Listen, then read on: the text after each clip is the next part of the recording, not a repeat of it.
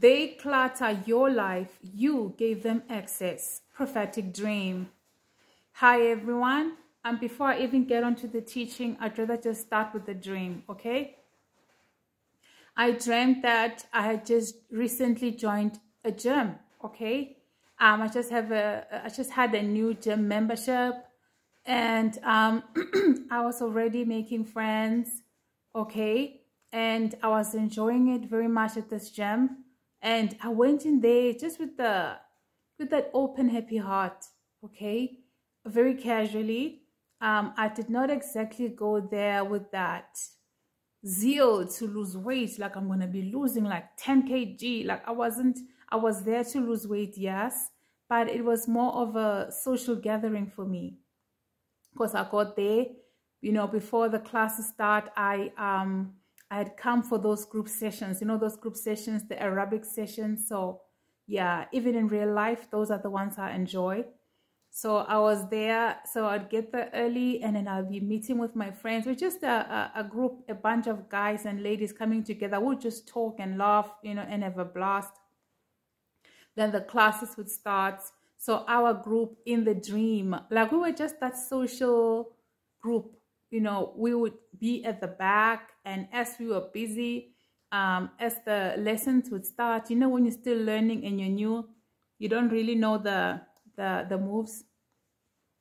So would be there, would be messing up the steps, would be laughing at each other, would be mimicking the moves, and just basically clowning around, you know, just be clowning around.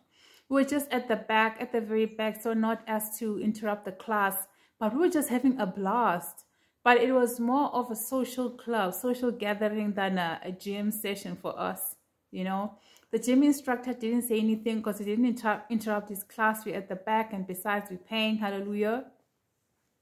And I had a blast with my friends. And I looked forward to going to the gym because I knew, like, I'm going to be with them. Like, they're crazy. You know, they're going to be making all sorts of jokes, you know, the kind of things that after the gym class, you'd go home and still laugh alone about. So I was having a blast until one day things changed. At the beginning of the session, it was then that the coach told us to sit down. He had never, ever, ever made us sit down for a meeting. So I was like, whatever that's going on is serious. Everybody was serious, including us. We were very much seated at the back like we always were. And even us, we were quiet. We were concerned. And then the coach was like, you guys, every year, I choose a number of students which will come and represent my gym at this particular competition. Okay. I understood that it was actually, in the end, I understood it was just an athletic.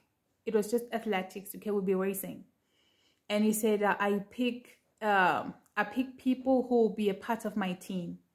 And he said, there's so many of you, but I'm only gonna select a few of you who I feel you have it in you to win, you know, for my gym.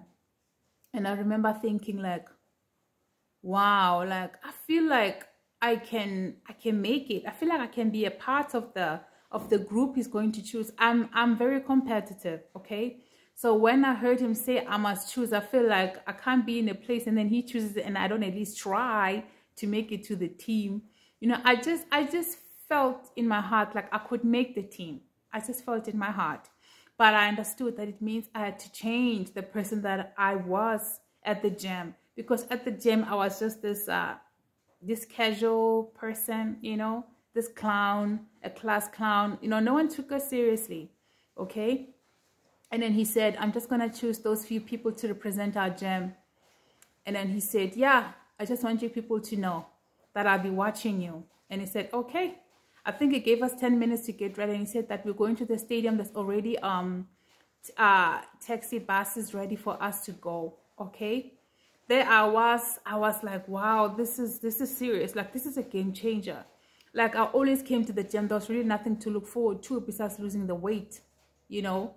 So I felt like this is worth it. This is worth it. Like, I want to make the team.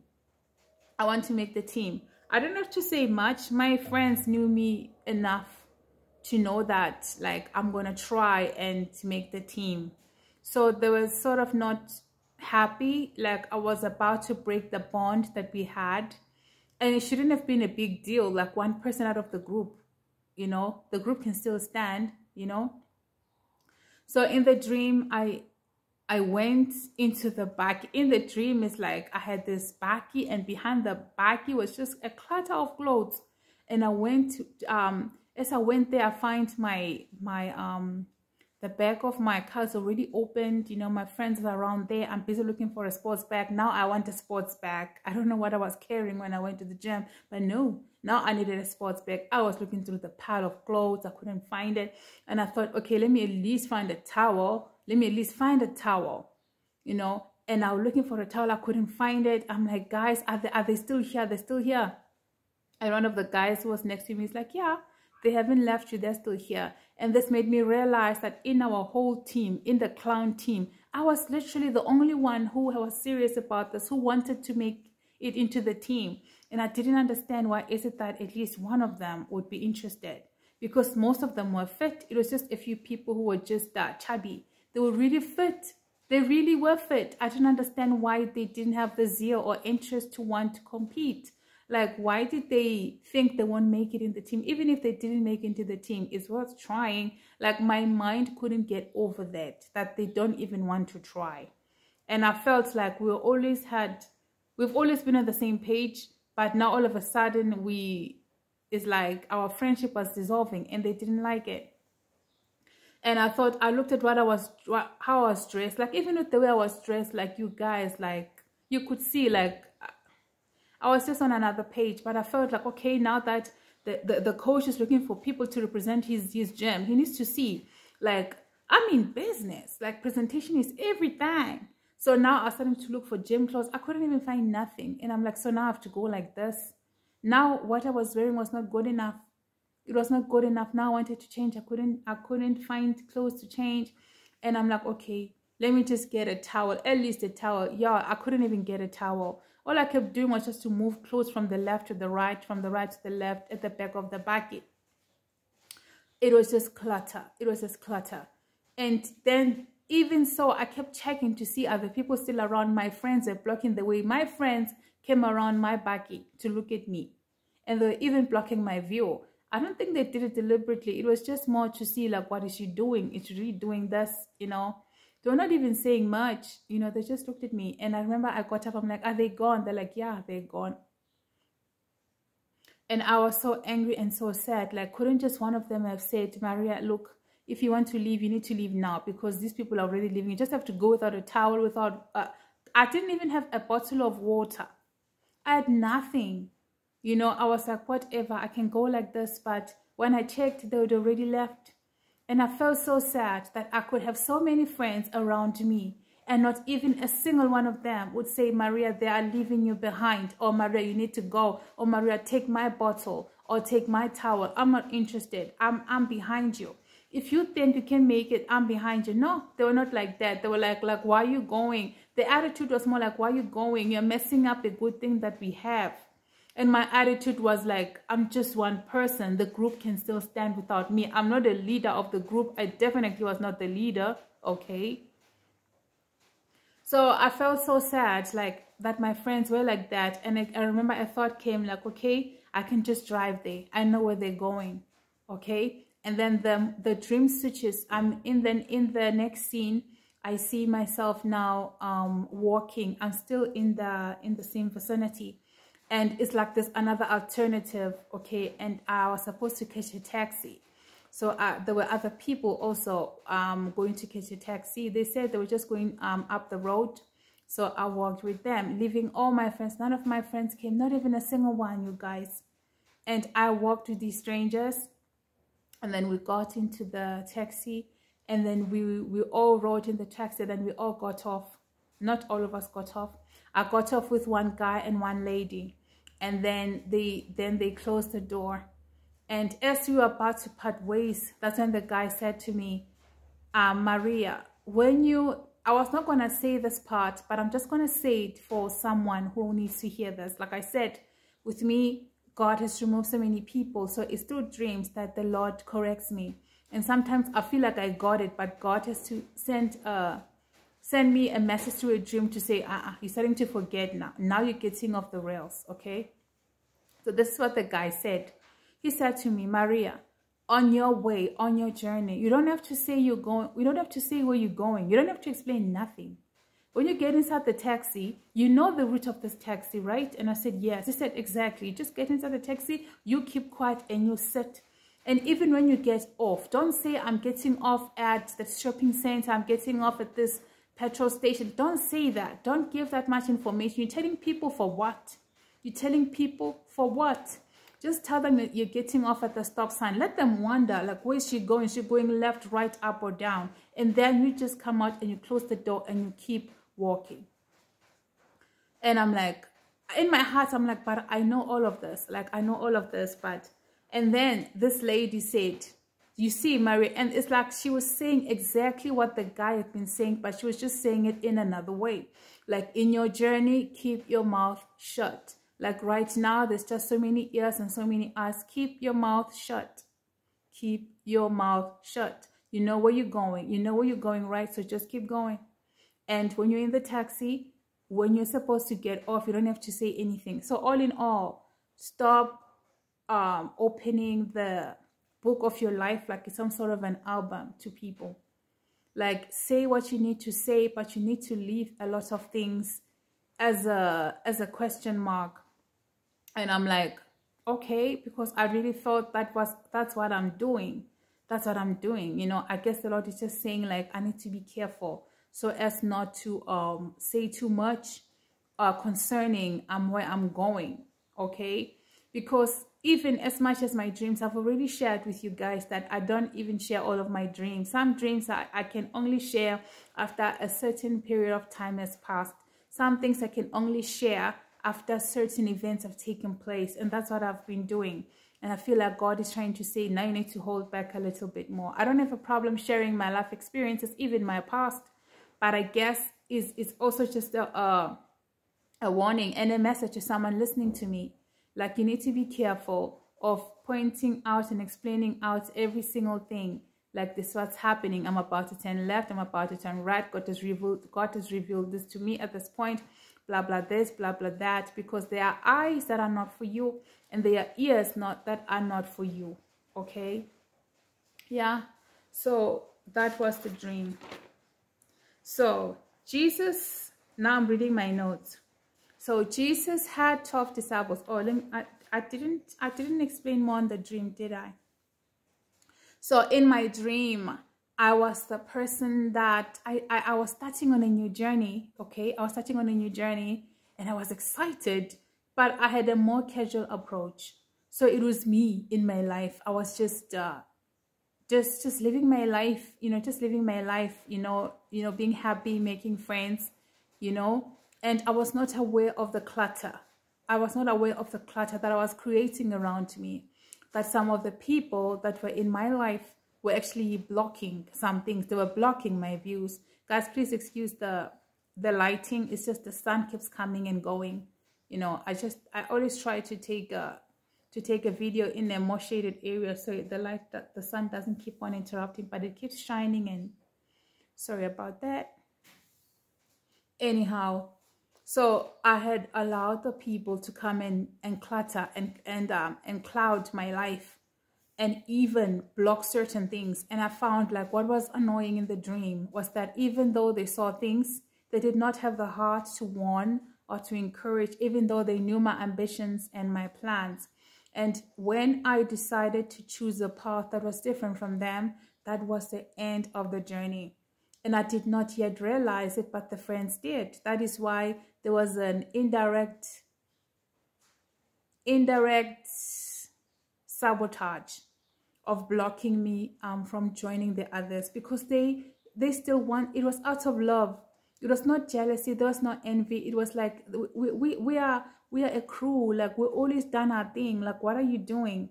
It's like me having ambition was shining light on them not having the ambition. Like, me believing I could do it, shone light on their on their what? On their inferiority complex, on their faith and belief in themselves. Like they saw how little they believed in themselves. Like they really, really didn't think they could make it. And my mind couldn't get around it, that they didn't even want to try. I just couldn't, I just didn't understand it. I just didn't understand it.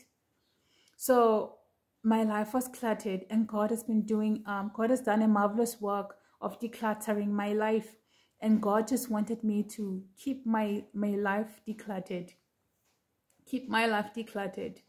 Okay? So when God has done the work of removing people out of your life, be careful of people who are entering, and some people are re-entering.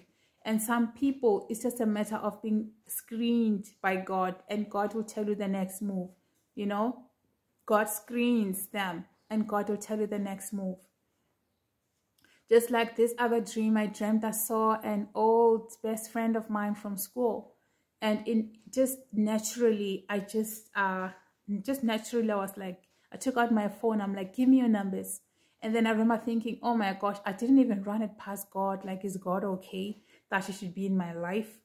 You know, I'm like, oh my gosh, it's like, that's how I had changed. That's how I had changed. I saw this change in me in my dreams. So that's how it is with us.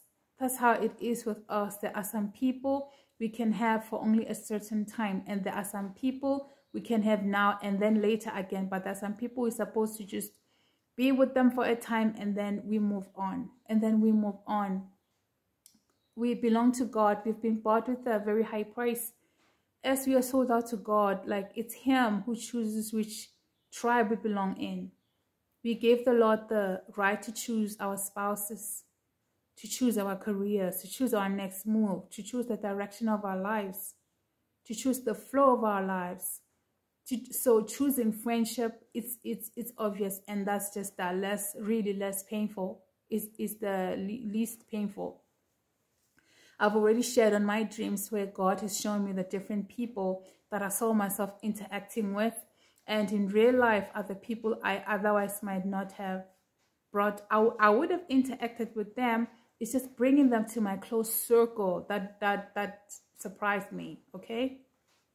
Jesus had 12 disciples. His disciples could have been likened to his brothers. They were more than friends. They could have been likened to brothers. Don't forget that some of the disciples died the death of the cross. So their bond was strong. But when it was time for Jesus to be alone, when he needed time by himself, he would choose the two brothers, Peter, James, and John. He would choose the two brothers and Peter. So what I like about the other disciples is that they were not jealous or envious of the relationship that these four had. They just accepted that they are close, and they just walked their journey. And it's for us to also learn, like if we were part of the disciples, then the Lord did not expect us to be jealous or envious of the people who had brought closer to him, because it's for a reason that he did that, you know. And like I always said, some people might ask us, does God have favoritism? And my answer is, hearts are never surrendered the same. People don't bow down to God the same. Some people bow lower. Even people don't sacrifice the same. People aren't saved the same. People don't go deep the same. People don't seek the Lord the same. People don't sacrifice us. It's just not the same. Even if we were to put the numbers in, they are not the same. They're not the same. So a heart is not circumcised the same. So that's how we understand why would Jesus bring certain disciples close to him.